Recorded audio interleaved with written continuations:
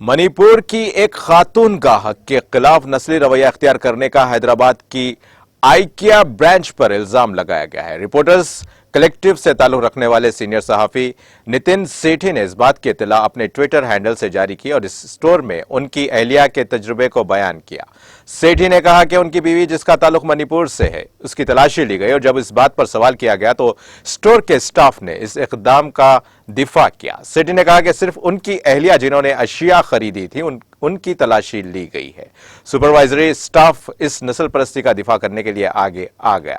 انہوں نے کہا کہ اس طرح کے انٹرنیشنل سٹور میں نسل پرستی کا واقعہ پیش آیا ہے۔ سیٹھی کی بیوی نے بھی ٹویٹ کرتے ہوئے اسے نسل پرستی والا قدم قرار دیا۔ یہ ٹویٹس وائرل ہو گئے جس کے بعد بیشتر افراد نے اس کی مذمت کی۔ اسی دوران تلنگانہ کے وزیر انفارمیشن ٹیکنالوجی کے تارک راما راؤ نے اس واقعے پر گہرے افسوس کا اظہار کیا۔ انہوں نے سوشل میڈیا کے اہم پلیٹ فارم ٹویٹر پر اس خصوص میں آئیکیا انڈیا کو کیے گئے ٹویٹ میں اس واقعے کو خوفناک اور ناقابل قبول قرار دیا۔